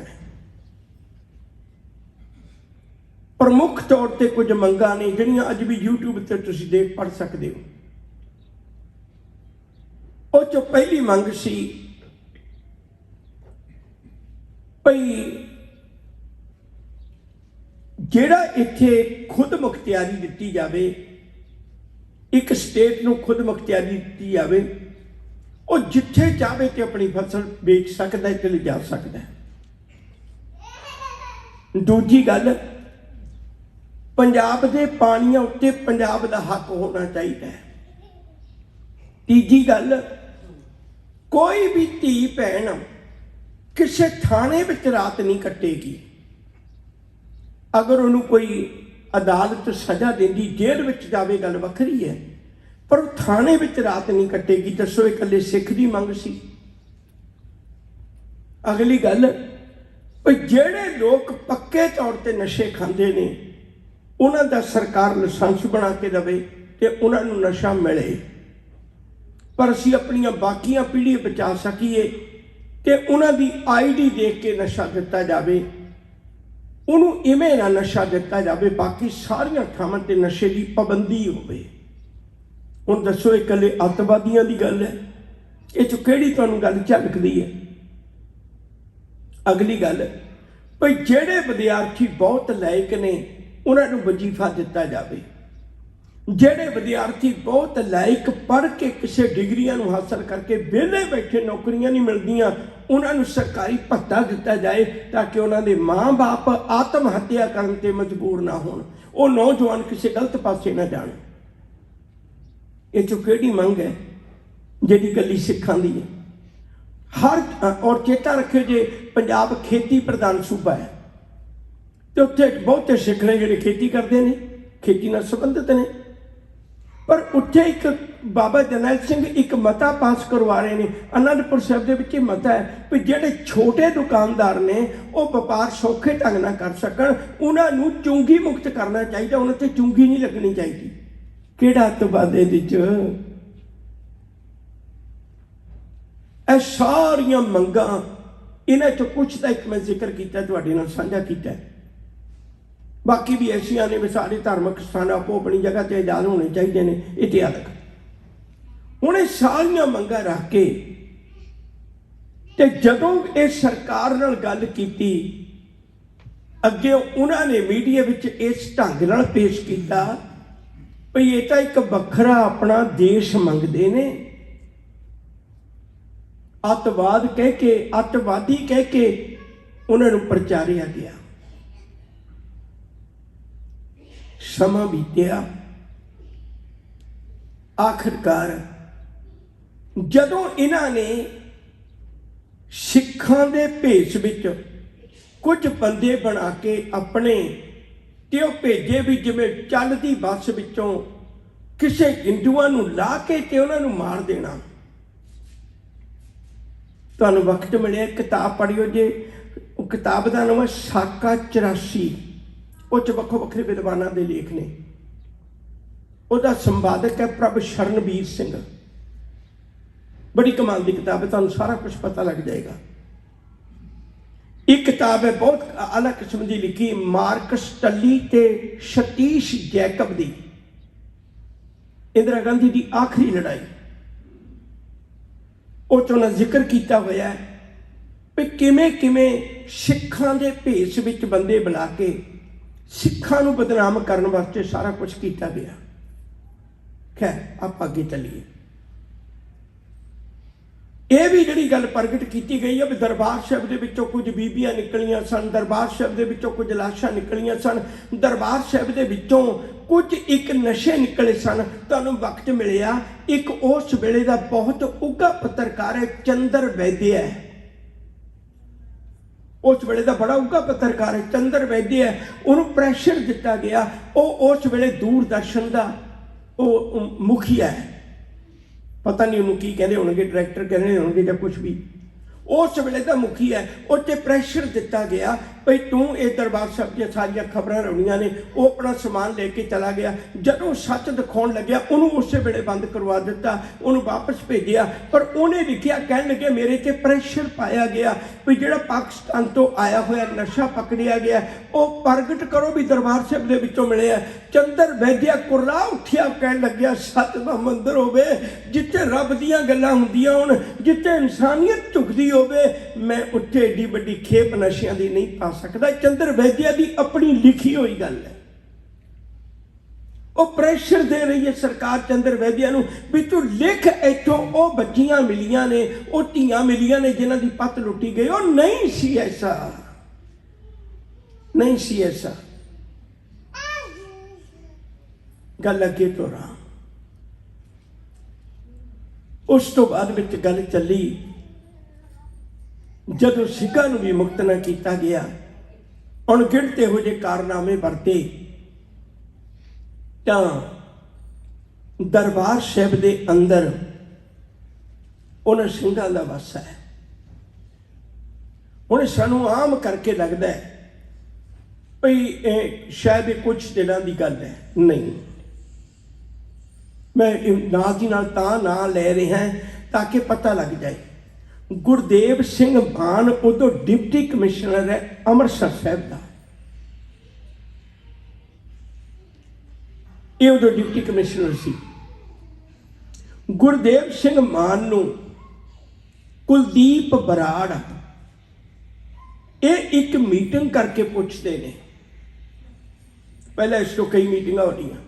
ਹੁਣ ਗੁਰਦੇਵ ਸਿੰਘ ਮਾਨ ਉੱਥੇ ਇੱਕ ਗੱਲ ਸਪਸ਼ਟ ਕਰਦਾ ਹੈ, ਕਹਿੰਦਾ ਮੈਨੂੰ ਨਹੀਂ ਸੀ ਪਤਾ ਵੀ ਜਨਰਲ ਵੈਦਿਆ ਅੰਮ੍ਰਿਤਸਰ ਦੇ ਵਿੱਚ ਇੰਨੇ ਗੇੜੇ ਕਿਉਂ ਮਾਰ ਰਿਹਾ ਹੈ, ਕਿਉਂਕਿ ਸਥਾਨਕ ਪੁਲਿਸ ਨੂੰ ਤਾਂ ਸੂਚਿਤ ਕਰਨਾ ਹੀ ਪੈਂਦੇ ਜਦੋਂ ਕੋਈ ਵੱਡਾ ਅਫਸਰ ਆਵੇ। ਉਹ ਕਹਿੰਦਾ ਮੈਂ ਹੈਰਾਨ ਸੀ ਵੀ ਕਿਉਂ ਇੰਨੇ ਗੇੜੇ ਮਾਰ ਰਹੇ ਆ, ਮੈਨੂੰ ਪਤਾ ਨਹੀਂ ਸੀ ਇਸ ਗੱਲ ਦਾ। ਫਿਰ ਉਸ ਤੋਂ ਬਾਅਦ ਵਿੱਚ ਕੁਲਦੀਪ ਬਰਾੜ ਕਿਉਂ ਇੰਨੇ ਗੇੜੇ ਮਾਰ ਰਹੇ ਆ, ਕਹਿੰਦੇ 15 ਜਨਵਰੀ 1984 ਨੂੰ ਜਨਰਲ ਵੈਦਿਆ ਨੂੰ ਸਾਰਾ ਦਰਬਾਰ ਸਾਹਿਬ ਸਭ ਕੁਝ ਦਿਖਾ ਦਿੱਤਾ ਗਿਆ ਸੀ ਭਈ ਇਹ ਕੁਛ ਹੈ ਇੱਥੋਂ ਦੀ ਕਹਾਣੀ, ਤੇ ਆਪਾਂ ਇੱਥੇ ਇਹ ਕਹਿਰ ਵਰਤਾਉਣਾ ਹੈ। ਇਹ 15 ਜਨਵਰੀ ਤੋਂ ਹੈ ਸ਼ੁਰੂ ਕੀਤਾ ਹੋਇਆ। ਜੂਨ ਮਹੀਨੇ ਜਾ ਕੇ ਅਟੈਕ ਹੁੰਦਾ। ਦੇਖੋ ਕਦੋਂ ਦੀ ਤਿਆਰੀ ਹੈ। ਫਿਰ ਕੁਝ ਸਾਰੀ ਫੌਜ ਵਿੱਚੋਂ ਕਮਾਂਡੋ ਚੁਣੇ ਗਏ ਜਿਹੜੇ ਚੇਤੇ ਰੱਖਿਓ ਜੇ ਦੇਹਰਾਦੂਨ ਦੇ ਲਾਗੇ ਇੱਕ ਇਲਾਕੇ ਦਾ ਨਾਮ ਚਕਰਾਤਾ। ਇਸ ਥਾਂ ਦੇ ਉੱਤੇ ਫੌਜ ਆਪਣੇ ਵੱਲੋਂ ਪ੍ਰੈਕਟਿਸ ਕਰਦੀ ਹੈ ਤੇ ਇੱਥੇ ਦਰਬਾਰ ਸਾਹਿਬ ਦਾ ਇੱਕ ਮਾਡਲ ਬਣਾ ਕੇ ਇੱਥੇ ਲਾਇਆ ਗਿਆ ਭਈ ਇੱਥੋਂ ਤੁਸੀਂ ਸਿਖਲਾਈ ਦਿੱਤੀ ਜਾਵੇ ਭਈ ਇਵੇਂ ਦਰਬਾਰ ਸਾਹਿਬ ਦੇ ਉੱਤੇ ਅਟੈਕ ਕਰਨਾ ਹੈ। ਚੁਣੇ ਹੋਏ ਕਮਾਂਡੋ ਲੈ ਕੇ ਸਾਰਾ ਪ੍ਰਬੰਧ ਕੀਤਾ ਗਿਆ। ਉਹਨਾਂ ਦੇ ਦਿਮਾਗ ਵਿੱਚ ਇਹੋ ਜਿਹੀ ਗੱਲ ਭਰੀ ਗਈ। ਇਹ 3 ਬੰਦੇ ਨੇ, ਪ੍ਰਮੁੱਖ ਤੌਰ ਤੇ 3 ਬੰਦੇ ਨੇ। ਇੱਕ ਜਨਰਲ ਦਿਆਲ ਹੈ, ਇੱਕ ਕ੍ਰਿਸ਼ਨਾ ਸੁੰਦਰ ਜੀ, ਉਹਨੂੰ ਸੁੰਦਰ ਜੀ ਕਰਕੇ ਲਿਖਿਆ, ਤੀਜਾ ਕੁਲਦੀਪ ਬਰਾੜ ਹੈ। ਇਹਨਾਂ ਤਿੰਨਾਂ ਨੂੰ ਆਪਣੇ ਵਿਰਸੇ ਤੇ ਮਾਣ ਹੈ। ਕੁਲਦੀਪ ਬਰਾੜ ਨੇ ਵੀ ਜਦੋਂ ਬੰਗਲਾਦੇਸ਼ ਦੀ ਲੜਾਈ ਲੜੀ ਗਈ ਸੀ ਅਜੀਤ ਸਿੰਘ ਅਰੋੜਾ ਦੇ ਕਮਾਂਡ ਹੇਠ, ਉਦੋਂ ਇਸ ਨੇ ਵੀ ਬਹੁਤ ਵੱਡਾ ਇੱਕ ਰੋਲ ਅਦਾ ਕੀਤਾ ਸੀ। ਕੁਲਦੀਪ ਬਰਾੜ ਨੇ ਜਦੋਂ ਦਰਬਾਰ ਸਾਹਿਬ ਤੇ ਅਟੈਕ ਕਰਨਾ ਸੀ, ਉਹਨਾਂ ਦਿਨਾਂ 'ਚ ਇਹਨੂੰ ਭਰਤੀ ਹੋਏ ਨੂੰ 30 ਸਾਲ ਹੋ ਗਏ ਸੀ ਤੇ ਉਸ ਦਿਨ ਇਹਨੂੰ 30ਵੇਂ ਸਾਲ ਹੋਣ ਕਰਕੇ ਸਨਮਾਨਿਆ ਗਿਆ ਸੀ। ਇਹਨੂੰ ਵੀ ਇਸ ਗੱਲ ਦਾ ਮਾਣ ਸੀ। ਜਨਰਲ ਦਿਆਲ ਉਹਨੇ ਉਸ ਵੇਲੇ ਦੇ ਇੱਕ ਪੀਰ ਦਰਾ, ਉਹ ਪਹਾੜੀ ਦੇ ਵਿੱਚੋਂ ਰਸਤਾ ਜਿੱਥੋਂ ਜ਼ਾਲਮ ਆਉਂਦੇ ਸਨ, ਇਹਨੇ ਉੱਥੇ ਜਾ ਕੇ ਪਾਕਿਸਤਾਨੀਆਂ ਦੇ ਉੱਤੇ ਕਬਜ਼ਾ ਕੀਤਾ ਸੀ। ਜਨਰਲ ਦਿਆਲ ਨੇ ਇਹਨੂੰ ਵੀ ਸਨਮਾਨਿਆ ਹੋਇਆ ਸੀ। ਕੇ ਸੁੰਦਰ ਜੀ, ਇਹਨੂੰ ਵੀ ਉਸ ਵੇਲੇ ਦਾ ਯੋਧੇ ਦਾ ਸਤਿਕਾਰ ਸੀ। ਇਹਨਾਂ ਨੇ ਆਪਣੇ ਇਸ ਗੱਲ ਵਿੱਚ ਇੰਨੇ ਜ਼ਿਆਦਾ ਖੁਬੇ ਹੋਏ ਸਨ, ਜਦੋਂ ਕੁਲਦੀਪ ਬਰਾੜ ਨੇ ਉਹ ਗੁਰਦੇਵ ਮਾਨ ਜੀ ਦੀ ਮੈਂ ਗੱਲ ਕਰ ਰਿਹਾ ਸੀ। ਮੀਟਿੰਗ ਦੇ ਵਿੱਚ ਉਹਦੇ ਕੋਲ ਪੁੱਛਿਆ, ਗੁਰਦੇਵ ਮਾਨ ਕੋਲ ਪੁੱਛਿਆ ਵੀ ਤੁਸੀਂ ਇੱਥੋਂ ਦੇ ਵਾਕਫ ਹੋ, ਤੁਸੀਂ ਇੱਥੋਂ ਦੇ ਵਸਨੀਕ ਹੋ, ਤੁਸੀਂ ਸਾਰੀ ਗੱਲਬਾਤ DC ਹੋ, ਡਿਪਟੀ ਕਮਿਸ਼ਨਰ ਹੋ, ਤੁਸੀਂ ਸਭ ਕੁਝ ਜਾਣਦੇ ਹੋ, ਤੁਸੀਂ ਦੱਸੋ ਵੀ ਬਾਬਾ ਜਰਨੈਲ ਸਿੰਘ ਹੋਰਾਂ ਨੂੰ ਗ੍ਰਿਫਤਾਰ ਕਰਨ ਵਿੱਚ, ਹੱਥ ਖੜੇ ਕਰਕੇ ਆਉਣ ਵਿੱਚ, ਸਿਲੰਡਰ ਕਰਨ 'ਚ ਕਿੰਨਾ ਕੁ ਟਾਈਮ ਲੱਗ ਸਕਦਾ, ਕੀ ਹੋ ਸਕਦਾ। ਗੁਰਦੇਵ ਸਿੰਘ ਮਾਨ ਹੱਸ ਪਿਆ, ਕਹਿਣ ਲੱਗਿਆ ਤੁਹਾਨੂੰ ਬੜਾ ਵੱਡਾ ਭੁਲੇਖਾ, ਉਸ ਸਮੇਂ ਪਤਾ ਨਹੀਂ ਹੋਣਗੇ, ਹੱਥ ਖੜੇ ਕਰਕੇ ਨਹੀਂ ਆਉਣਗੇ। ਹੁਣ ਕੁਲਦੀਪ ਬਰਾੜ ਉਦੋਂ ਕਲਪ ਕੇ ਗੱਲ ਕਹਿੰਦਾ ਹੈ, ਉਹ ਕਹਿਣ ਲੱਗਿਆ ਤੈਨੂੰ ਨਹੀਂ ਪਤਾ, ਤੂੰ ਫੌਜ ਬਾਰੇ ਨਹੀਂ ਜਾਣਦਾ। ਜਦੋਂ ਫੌਜ ਦੀਆਂ ਗੰਨਾਂ ਚੱਲਦੀਆਂ ਨੇ, ਜਦੋਂ ਫੌਜ ਦੇ ਗੋਲੇ ਚੱਲਦੇ ਨੇ, ਜਦੋਂ ਫੌਜ ਦੀ ਬੰਬਾਰੀ ਹੁੰਦੀ ਹੈ, ਤੈਨੂੰ ਨਹੀਂ ਪਤਾ ਵੱਡਿਆਂ ਵੱਡਿਆਂ ਦੀਆਂ ਪਤਲੂਨਾਂ ਢਿੱਲੀਆਂ ਹੋ ਜਾਂਦੀਆਂ ਨੇ, ਕਿਹਦਾ ਪਾਣੀ ਹਾਰ ਹੈ। ਇੱਕ ਪਲ ਮੈਂ ਫਿਰ ਰੁਕਣ ਲੱਗਾ। ਯਾਦ ਰੱਖਿਓ, ਜਜ਼ਬਾਤਾਂ ਵਿੱਚੋਂ ਜਜ਼ਬੇ ਜਾਗਦੇ ਨੇ। ਜੇ ਜਜ਼ਬਾਤ ਮਰ ਜਾਣ, ਜਜ਼ਬੇ ਨਹੀਂ ਜਾਗਦੇ। ਮੈਂ ਉਦਾਹਰਨਾਂ ਦੇਣ ਲੱਗਾ ਸਾਂ।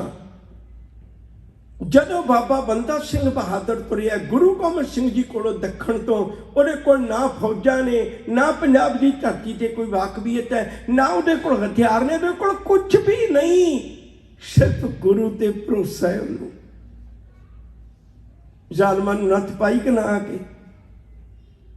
ਦੂਜੀ ਉਦਾਹਰਨ, ਬਾਬਾ ਦੀਪ ਸਿੰਘ, ਪਤਾ ਲੱਗਿਆ ਵੀ ਜ਼ਾਲਮਾਂ ਨੇ ਹਰਿਮੰਦਰ ਸਾਹਿਬ ਦੀ ਬੇਅਦਬੀ ਕੀਤੀ ਹੈ, ਉਹ ਬਠਿੰਡੇ ਦੀ ਧਰਤੀ ਤੋਂ ਤੁਰਿਆ, ਉਹਦੀ ਉਮਰ 74 ਸਾਲ ਹੈ, ਬੁੱਢਾ ਬਜ਼ੁਰਗ ਹੋਵੇ, ਉਹਦੇ ਨਾਲ ਫੌਜਾਂ ਬਿਨਾਂ ਹੋਣ, ਉਹਦੇ ਕੋਲ ਹਥਿਆਰ ਬਿਨਾਂ ਹੋਣ, ਉਹਦੇ ਕੋਲ ਕੁਝ ਵੀ ਨਾ ਹੋਵੇ, ਉਹਦੇ ਕੋਲ ਇੱਕੋ ਹੀ ਗੱਲ ਹੈ, ਗੁਰੂ ਦਾ ਭਰੋਸਾ।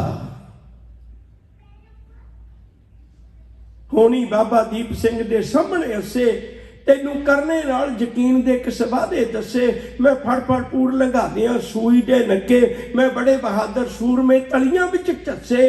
ਮੌਤ ਕਹਿੰਦੀ ਉਹ ਤੂੰ ਕਿਹਦਾ ਪਾਣੀ ਹਾਰੇ, ਬਜ਼ੁਰਗੀ ਵੇਲੇ ਖੰਡਾ ਚੁੱਕ ਕੇ ਤੁਰਿਆ। ਬਚਨ ਹੋਣੀਏ ਸਿੱਖ ਦੇ ਸੱਚੇ ਤੇ ਪੱਕੇ, ਖੰਡੇ ਫੁੱਲਾਂ ਦੀ ਧਾਰ ਇਹ ਐਵੇਂ ਨਹੀਂ ਚੁੱਕੇ। ਉਹ ਮਾਂ ਨੇ ਪੁੱਤ ਨਹੀਂ ਜੰਮਿਆ ਜਿਹੜਾ ਮੈਨੂੰ ਡੱਕੇ, ਹਰਮੰਦਰ ਵੱਲ ਜਾਂਦਿਆਂ ਕੋਈ ਰੋਕ ਨਾ ਸਕੇ।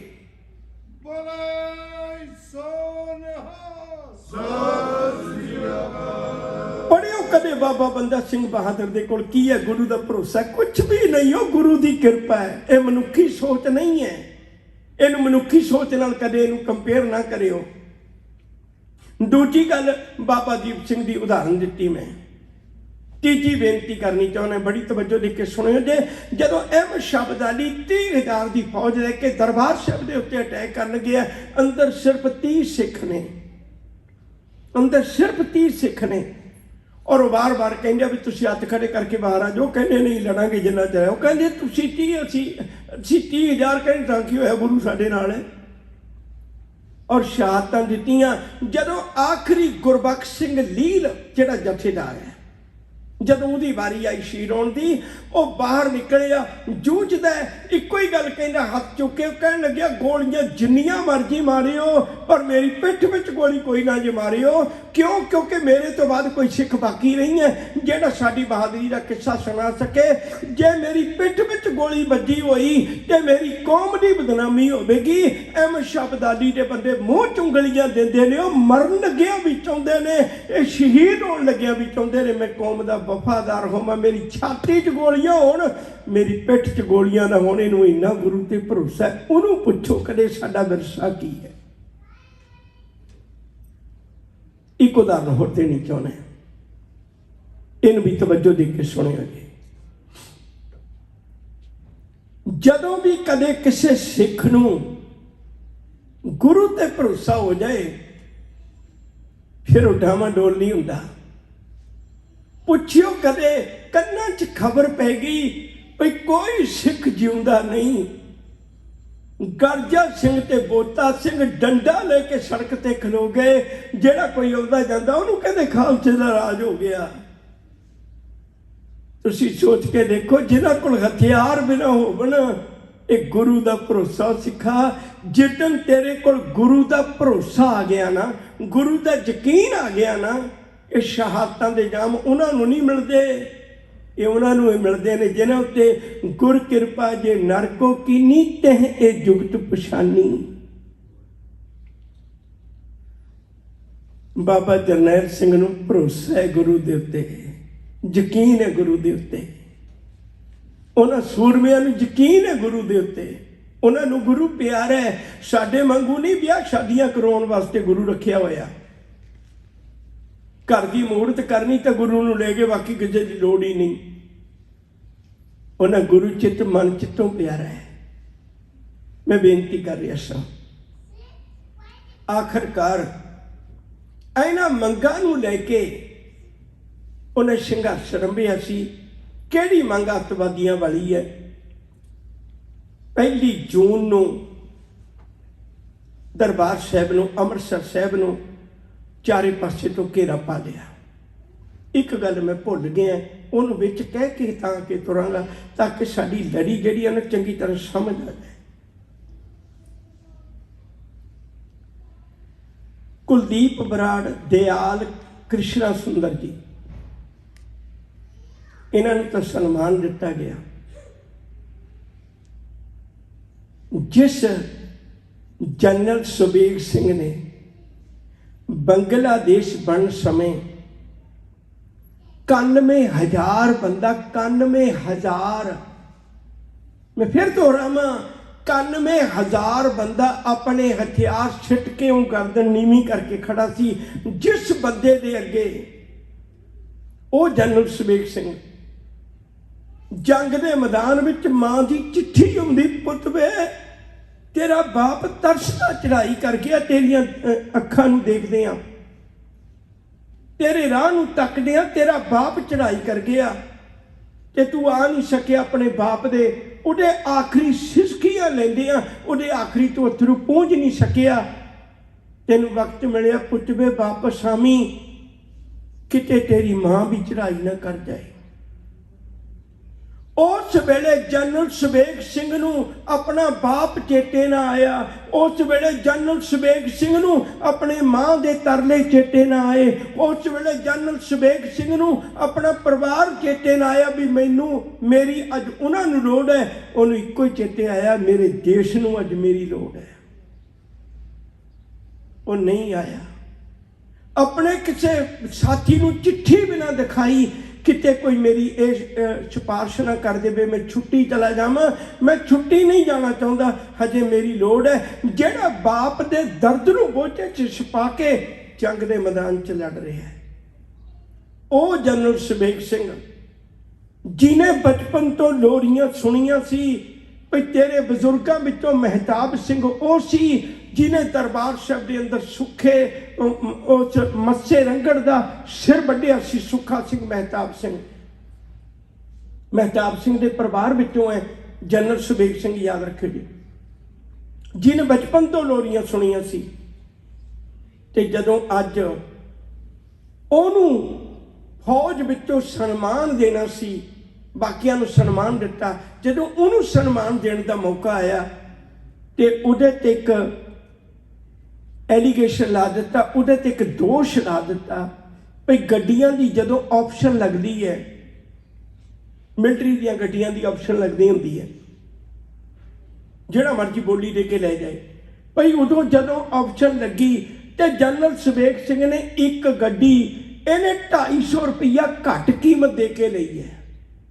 250 ਰੁਪਈਏ ਦਾ ਇੱਕ ਜਨਰਲ ਦੇ ਉੱਤੇ ਦੋਸ਼ ਲਾ ਕੇ, ਜਿਹਨੇ ਸਮੁੱਚੀ ਜ਼ਿੰਦਗੀ ਦੇਸ਼ ਨੂੰ ਸਮਰਪਿਤ ਕੀਤੀ ਹੋਈ ਸੀ, ਉਹਨੂੰ ਡਿਸਮਿਸ ਕਰਕੇ ਕੱਢ ਦਿੱਤਾ ਗਿਆ ਤੇ ਉਹਨੇ ਕੇਸ ਕੀਤਾ। ਹੈਰਾਨੀ ਦੀ ਗੱਲ ਹੈ, ਅਦਾਲਤ ਵਿੱਚੋਂ ਕੇਸ ਵੀ ਜਿੱਤ ਗਏ ਵੀ ਜਨਰਲ ਸੁਬੇਗ ਸਿੰਘ ਤੇ ਝੂਠਾ ਕੇਸ ਬਣਾਇਆ ਸੀ। ਉਹ ਕੇਸ ਵੀ ਜਿੱਤ ਗਏ ਉਹਨਾਂ ਦੀ ਸਰਕਾਰ ਕੋਲ। ਯੋਧਾ ਗੁਰੂ ਗ੍ਰੰਥ ਸਾਹਿਬ ਦੀ ਹਜ਼ੂਰੀ ਵਿੱਚ ਆ ਗਿਆ, ਦਰਬਾਰ ਸਾਹਿਬ ਆ ਗਿਆ, ਆ ਕੇ ਮੱਥਾ ਟੇਕਿਆ ਦਾਤਿਆ।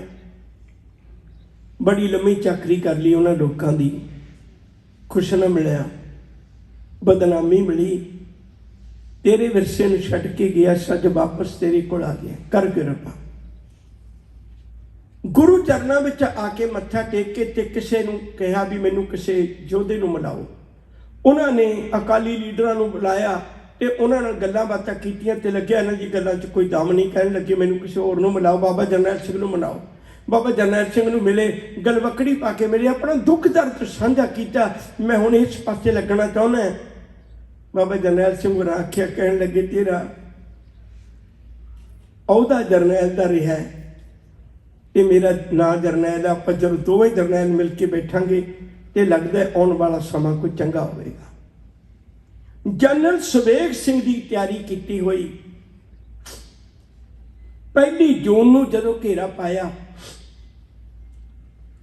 कुलदीप बराड़ ने गल कही सी भी मैनूं बहुत थोड़ा समा चाहिए, मैं जल्दी तो जल्दी भिंडरांवाला साडी गिरफ्तारी विच होवेगा।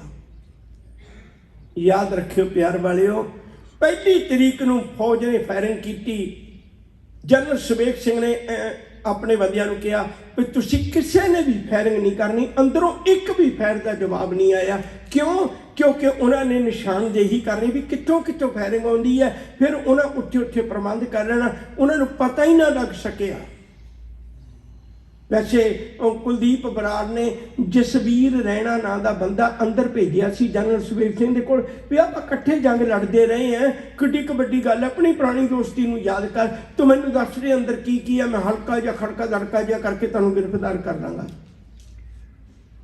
उन्हें जो कुछ जसवीर रैणा नूं दिखाया, उन्हें वापस आके दसिया तो हैरान हो गया। कुलदीप बराड़ कहण लग्या हंडिया होया जनरल है, उन्हें तैनूं वो कुछ भी नहीं दिखाया जो उहदे कोल है। समझ गए सी वो। जदों 1 तरीक नूं फायरिंग की तो उन्होंने ना जवाब दिता। 2 तरीक नूं इंदिरा गांधी ने उस वेले स्पीच दी। 3 तरीक नूं फिर दोबारे तड़के नूं 3 तरीक वाली रात नूं उन्होंने हमला किया ते हमला करके जिहड़े 3 प्रमुख ठिकाने सन, एक पानी की टैंकी सब तो पहले तोड़ दी गई, कुछ लोगों को अंदर बंद कर दिता गया। तो हैरानी की गल है, जिवें मैं पहलों बेनती की सी, निरंकारियों का प्रोग्राम करने वास्ते विसाखी का दिन चुनिया, हुण भी अटैक करने वास्ते गुरु अर्जन पातशाह की शहीदी का दिन चुनिया। ये तो 2-4 दिन अगे पिछे भी हो सकता सी, पर उदों सिख संगत आई सी। चाहुंदी तो यह है ना सरकार भई असीं सिख कौम का तैश नैश करना है। जे कल्ले एक गुरुद्वारे एक दरबार साहिब की गल होंदी तो उत्थे अटैक करते, जेड़े हुण वक्खो वक्खरियां गल्लां आ रही ने, जिहड़ा श्रोमणी कमेटी ने वाइट पेपर छापिया सी उस 65 गुरुद्वारे लिखे ने, जिहड़ा सरकार ने गुरुद्वारा छापिया सी उहदे 38 गुरुद्वारे लिखे ने, एक होर किसी ने रिपोर्ट छापी सी उहदे 45 गुरुद्वारे लिखे ने, वक्खो वक्खरा जिक्र है, पता नहीं किन्ने क होणगे। जिन्ने क गुरुद्वारियां दे उत्ते उन्होंने अटैक कीते, जे बाबा जरनैल सिंह दरबार साहिब सी, बाकी गुरुद्वारियां ते अटैक क्यों कीते? पर तो कौम नूं तैश नैश करना चाहुंदे ने ना। मैं गल नेड़ी कर दियां। 3 तरीक तड़के 4 तरीक की सवेर दरबार साहिब के उत्ते कहर वरत गया, गोलियां चलाइयां, गुरु के सुर में जवाब देंदे रहे। 4 तरीक का दिन लंघिया, कहर चलता रहा, बिचों थोड़ा जिहा समा देंदे सी कोई बाहर आ जाए, पर नहीं आए।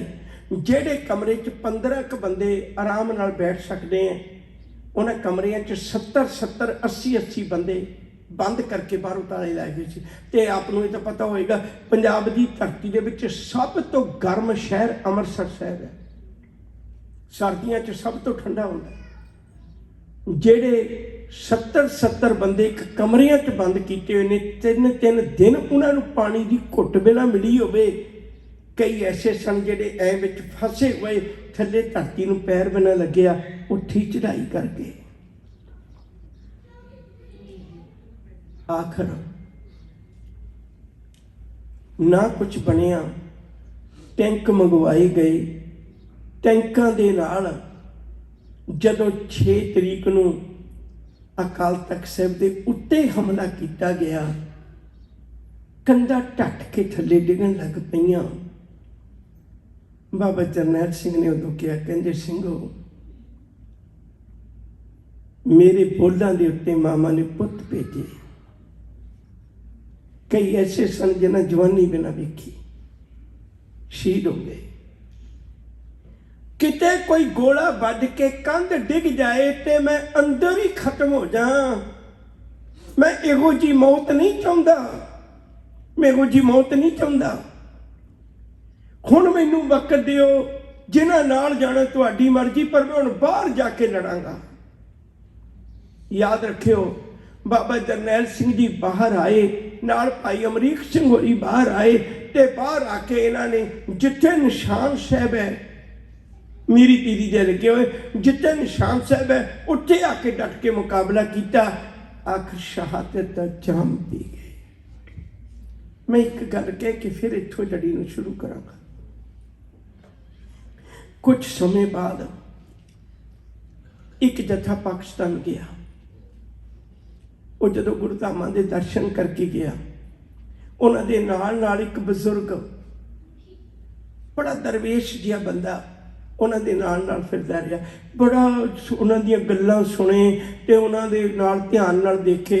आखिर एक बंदे ने पूछ ही लिया, सिखां ने, एक सिख ने पूछ ही लिया, बाबा जी तुसीं नाल साडे रहिंदे हो ते बड़े ध्यान नाल गल्लां भी सुनदे हो, वेखदे भी हो, भी गल की है? बजुर्ग दी अखां तो पानी बह तुरिया। कहण लग्या, तुहाडे चों कोई ऐसा है जिन्हें संत जरनैल सिंह के दर्शन किए होना? तुहाडे च कोई ऐसा है? उन्हां चों एक सिंह गया, कहण लगे, हाँ बाबा जी मैं दर्शन किए सन। घुट के गलवकड़ी पाई, मुख चुमिया। वो कहण लगे, मैं तेनू इन्ना प्यार करना, इन्ना प्यार करदे हदों वध, पर तेनू एक उलामा भी देना। तुसीं इहो जिहा योधा गवा लिया ਜਿਹੜਾ ਤੁਹਾਡੀ कौम ਦਾ भविख सवार सकता सी। ਉਹ ਬਜ਼ੁਰਗ ਰੱਜ ਕੇ ਰੋਇਆ, ਗਲਵਕੜੀ ਪਾ ਕੇ ਕਹਿਣ ਲੱਗੇ, ਤੁਸੀਂ ਐਸਾ ਯੋਧਾ ਗਵਾ ਲਿਆ ਜਿਹੜਾ ਤੁਹਾਡੀ ਕੌਮ ਦਾ ਭਵਿੱਖ ਸਵਾਰ ਸਕਦਾ ਸੀ। ਡਾਕਟਰ ਗੁਰਭਗਤ ਸਿੰਘ ਦੇ ਬੋਲ ਮੈਂ ਫਿਰ ਚੇਤੇ ਆਉਂਦੇ ਨੇ। ਉਹ ਕਹਿੰਦੇ, ਕਿਸੇ ਰਿਸ਼ਤੇ ਜ਼ਖਮ ਨੂੰ ਦਰਦ ਮਹਿਸੂਸ ਕਰੋ ਤੇ ਉਹਦੇ ਵਿੱਚੋਂ ਕੌਮ ਦਾ ਭਵਿੱਖ ਸਵਾਰੋ। ਅੱਜ ਵੀ ਮੈਂ ਤੁਹਾਨੂੰ ਬੇਨਤੀ ਕਰਨਾ, ਛੱਡੀਏ ਸਵਾਰਥਾਂ ਨੂੰ, ਇਕੱਠੇ ਹੋ ਕੇ ਆਪਣੀ ਭਵਿੱਖ ਨੂੰ ਸਵਾਰੀਏ। ਜਿਹੜੇ ਸਾਡੀਆਂ ਜੜ੍ਹਾਂ ਵੱਢਣੀਆਂ ਚਾਹੁੰਦੇ ਨੇ, ਅਸੀਂ ਉਹਨਾਂ ਦੀਆਂ ਵੀ ਜੜ੍ਹਾਂ ਲਾ ਕੇ ਦਿਖਾਈਏ। ਦੋ ਤਿੰਨ ਗੱਲਾਂ ਕਰਕੇ ਮੈਂ ਸਮਾਪਤੀ ਕਰ ਦੇਣੀ ਹੈ। ਜਦੋਂ ਉਹਨਾਂ ਨੂੰ ਅੰਦਰੋਂ ਕੱਢਿਆ ਗਿਆ, ਮੈਂ ਕਹਿੰਦਾ ਕੋਈ ਨਿਰਪੱਖ ਸੁਣੇ, ਕੋਈ ਨਿਰਪੱਖ ਸੁਣੇ। ਅਜਮੇਰ ਸਿੰਘ ਦੀ ਲਿਖੀ ਕਿਤਾਬ ਹੈ ਅਣਚਿਤ ਵੀ ਹੈ ਕਹਿਰ। ਮੈਂ ਸਾਰੀਆਂ ਕਿਤਾਬਾਂ ਦੇ ਨਾਲ ਤਾਂ ਲੈਣਾ, ਤੁਸੀਂ ਖੁਦ ਪੜ੍ਹ ਕੇ ਦੇਖ ਲਿਓ। ਇੱਕ ਮਾਂ ਚੜਾਈ ਕਰ ਗਈ, ਉਹਦਾ ਤੜਫਦਾ ਹੋਇਆ ਬੱਚਾ ਥੱਲੇ ਉਤਰਦਾ, ਫਰਸ਼ ਗਰਮ ਲੱਗਦਾ, ਆਪਣੀ ਮਾਂ ਦੇ ਉੱਤੇ ਬੈਠ ਜਾਂਦਾ, ਉੱਤੇ ਬੈਠ ਕੇ ਆਪਣੀ ਮਾਂ ਦੇ ਉਹ ਕਮੀਜ਼ ਨੂੰ ਖਿੱਚਦਾ, ਕਦੇ ਚੁੰਨੀ ਨੂੰ ਖਿੱਚਦਾ, ਵਾਰ-ਵਾਰ ਮਾਂ ਨੂੰ ਬੁਲਾਉਂਦਾ। 3 ਸਾਲਾਂ ਦਾ ਬੱਚਾ ਹੈ, ਪਰ ਕੌਣ ਸਮਝਾਵੇ ਤੇਰੀ ਮਾਂ ਨਹੀਂ ਹੈ। ਉਹ ਜਦੋਂ ਤੜਫਦਾ ਭੁੱਖਾ ਬੱਚਾ ਅੱਗ ਦੇ ਉੱਚ ਧਰਤੀ ਦੇ, ਅੱਗ ਵਰਗੀ ਧਰਤੀ ਦੇ ਉੱਤੇ ਆਪਣੀ ਮਾਂ ਨੂੰ ਬੁਲਾਉਂਦਾ, ਉਹ ਕੋਈ ਦੂਰ ਬੈਠਾ ਇੱਕ ਜ਼ਖਮੀ ਆਵਾਜ਼ ਮਾਰਦਾ, ਕਹਿਣ ਲੱਗਿਆ, ਇਸ ਬੱਚੇ ਨੂੰ ਬਾਹਰ ਛੱਡ ਦਿਓ, ਇਹਦੀ ਜ਼ਿੰਦਗੀ ਹੋਏਗੀ, ਬਚ ਜਾਏਗਾ। ਇੱਕ ਸਿਪਾਹੀ ਜਾਂਦਾ, ਉਹ ਪਕੜਦਾ ਬੱਚੇ ਨੂੰ, ਦੋਵੇਂ ਲੱਤਾਂ ਤੋਂ ਠਾਹ ਕਰਕੇ ਕੰਧ ਨਾਲ ਮਾਰਦਾ, ਸਿਰ ਪਾੜ ਦਿੰਦਾ ਤੇ ਉਹਨੂੰ ਉੱਥੇ ਸ਼ਹੀਦ ਕਰ ਦਿੰਦਾ। ਉਹ ਜਿਹੜੇ ਨੇ ਦੱਸਿਆ ਸੀ, ਉਹ ਢਾਹਾਂ ਮਾਰ ਕੇ ਰੋਣ ਲੱਗ ਗਿਆ, ਕਹਿੰਦਾ ਇਹ ਤਾਂ ਨਾ ਹੀ ਦੱਸਦਾ। ਉਹ ਅੱਤਵਾਦੀ ਸੀ। ਇੱਕ ਬੀਬੀ ਉੱਚੀ ਉੱਚੀ ਰੌਲਾ ਪਾਉਂਦੀ ਹੈ, ਕਹਿਣ ਲੱਗੀ, ਬਈ ਮੇਰਾ ਪਤੀ ਤਾਂ ਖੁਦ ਸਰਕਾਰੀ ਨੌਕਰ ਹੈ, ਅਸੀਂ ਕੋਈ ਕਿਸੇ ਨਾਲ ਸੰਬੰਧ ਰੱਖਣ ਵਾਲੇ ਨਹੀਂ, ਸਾਡਾ ਕਿਸੇ ਨਾਲ ਕੋਈ ਸੰਬੰਧ ਨਹੀਂ। ਪਰ ਉਹਦੀ ਕਿਸੇ ਇੱਕ ਗੱਲ ਨਾ ਸੁਣੀ। ਉਹਦੇ ਇੱਕ ਕੁੱਛੜ ਵਿੱਚ 2 ਸਾਲ ਦਾ ਬੱਚਾ ਹੈ, ਇੱਕ ਹੱਥ ਉਹਨੇ ਪਤੀ ਨੂੰ ਪਾਇਆ ਹੋਇਆ ਪਿੱਛੇ ਹੈ। ਠਾਹ ਕਰਦੀ ਇੱਕ ਗੋਲੀ ਆਈ, ਉਹਦੇ ਪਤੀ ਦੇ ਸੀਨੇ ਨੂੰ ਚੀਰ ਕੇ ਚਲੇ ਗਈ। ਪਤੀ ਥੱਲੇ ਡਿੱਗ ਪਿਆ। ਉਹ ਜਦੋਂ ਪਤਨੀ ਉਹਨੂੰ ਚੁੱਕਣ ਲੱਗਦੀ ਹੈ, ਉਹ ਕਹਿੰਦਾ, ਮੈਨੂੰ ਨਾ ਵੇਖੀ, ਤੂੰ ਚਲੀ ਜਾ, मेरे माँ बाप बहुत तरसणगे, मैं कल्ला पुत है, मेरे माँ बाप बहुत तरसणगे, तू जा।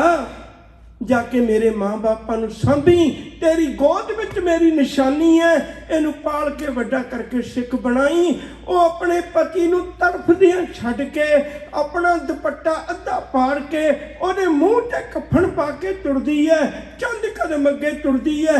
जदों ओहले आउण लगदी कंध दे, एक बारी फिर अपने पति नूं देख मैं घुट के अपने पुੱਤ नूं सीने लाउंदी है, एक गोली फिर चंदरी वजी, ਉਹਦੀ ਗੋਦੀ ਵਿੱਚ ਉਹਦੇ ਪੁੱਤ ਨੂੰ ਸ਼ਹੀਦ ਕਰ ਦਿੱਤਾ। ਲਹੂ ਦੀ ਭਿੱਜੀ ਹੋਈ ਵਾਪਸ ਆ ਗਈ। ਸਾਈਆਂ ਕਿਹੜਾ ਮੂੰਹ ਲੈ ਕੇ ਜਾਵਾਂ? ਫਿਰ ਪਤੀ ਦੇ ਚਲਦੇ ਸਾਹ ਉਹਨੂੰ ਫਿਰ ਤਰਲਾ ਕਰਦੇ, ਮੇਰੇ ਪੁੱਤ ਨੂੰ ਮੇਰੇ ਕੋਲ ਪਾ ਦੇ, ਤੂੰ ਜਾ, ਤੂੰ ਹਜੇ ਵੀ ਜਾ, ਮੇਰੇ ਮਾਂ ਬਾਪਾਂ ਨੂੰ ਸਾਂਭੀ।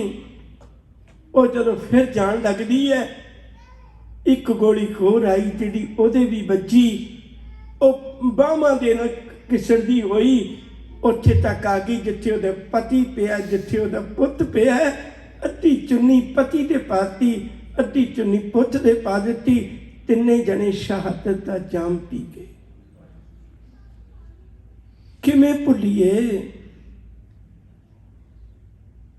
ਮੈਂ ਅੱਜ ਵੀ ਤੁਹਾਡੇ ਚਰਨਾਂ 'ਚ ਇੱਕ ਬੇਨਤੀ ਕਰ ਰਿਹਾ, ਇਹ ਸਾਕੇ ਮਨਾਏ, ਇਹ ਦਰਦ ਹੰਢਾਇਆ, ਇਹ ਤਦ ਹੀ ਸਾਕਾਰ ਹੈ ਜੇ ਆਪਾਂ ਚੰਗੀ ਸੋਚ ਲੈ ਕੇ ਤੁਰੀਏ, ਚੰਗੀ ਸੋਚ ਲੈ ਕੇ ਤੁਰੀਏ। ਅੱਜ ਵੀ ਉਹਨਾਂ ਸ਼ਹੀਦਾਂ ਦਾ ਕਰਜ਼ ਸਾਡੇ ਸਿਰ ਤੇ ਹੈ, ਨਿਰਾਸ਼ ਨਾ ਹੋਇਓ ਜੇ। ਇੱਕ ਕਵੀ ਦੀਆਂ ਪੰਕਤੀਆਂ ਨੇ ਬੜੀਆਂ ਪਿਆਰੀਆਂ, ਉਹ ਕਹਿੰਦਾ ਕਿਵੇਂ ਲਾਸ਼ਾਂ ਚੁੱਕੀਆਂ, ਕਿਵੇਂ ਅੱਗੇ ਹੋਈਆਂ, ਇੱਕ ਵੱਖਰਾ ਸਬਜੈਕਟ ਹੈ, ਕਦੇ ਫਿਰ ਸਹੀ। ਲੋਕ ਨਿਤ ਜੰਮਦੇ, ਲੋਕ ਨਿਤ ਜੰਮਦੇ ਤਾਂ ਵੀ ਮੁੱਕ ਜਾਂਦੇ, ਸਿੱਖ ਨਿਤ ਮਰਦੇ ਤਾਂ ਵੀ ਮੁੱਕਦੇ ਨਹੀਂ।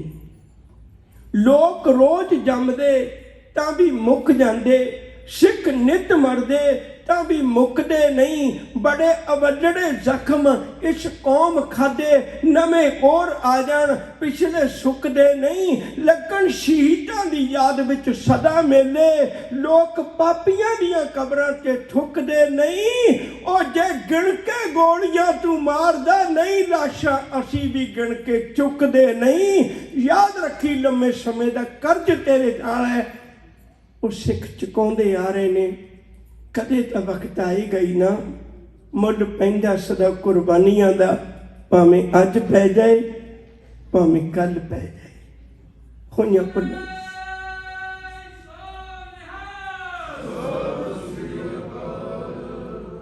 ਇੰਨੀਆਂ ਸ਼ਹੀਦੀਆਂ ਬੇਕਾਰ ਨਹੀਂ ਜਾਇਆ ਕਰਦੀਆਂ। ਇਹਨਾਂ ਧਰਤੀ ਦੇ ਵਿੱਚ ਸ਼ਹੀਦਾਂ ਦਾ ਡੁੱਲਿਆ ਖੂਨ ਬੇਕਾਰ ਨਹੀਂ ਜਾਇਆ ਕਰਦਾ। ਕੱਲ ਵਕਤ ਆਵੇਗਾ, ਗੁਰੂ ਗ੍ਰੰਥ ਸਾਹਿਬ ਜੀ ਦੇ ਸਿਧਾਂਤਾਂ ਮੁਤਾਬਕ, ਅਕਾਲ ਤਖਤ ਦੇ ਸਿਧਾਂਤਾਂ ਮੁਤਾਬਕ ਖਾਲਸੇ ਦਾ ਰਾਜ ਹੋਵੇਗਾ, ਜਿੱਥੇ ਹਰ ਕੋਈ ਬੰਦਾ ਸੁਖੀ ਉਮੀਦ ਜੀਵਨ ਦੀ ਧਾਰਾ ਲੈ ਕੇ ਆਪਣੇ ਪਰਿਵਾਰ ਨੂੰ ਸੁੱਖਾਂ ਭਰਿਆ ਜੀਵਨ ਬਤੀਤ ਕਰਵਾਏਗਾ। ਇੰਨੀਆਂ ਬੇਨਤੀਆਂ ਕਬੂਲ ਕਰਨਾ, ਭੁੱਲਾਂ ਦੀ ਖਿਮਾ। ਅਦਬ ਨਾਲ ਆਖੋ ਜੀ ਵਾਹਿਗੁਰੂ ਜੀ ਕਾ ਖਾਲਸਾ, ਵਾਹਿਗੁਰੂ ਜੀ ਕੀ ਫਤਿਹ।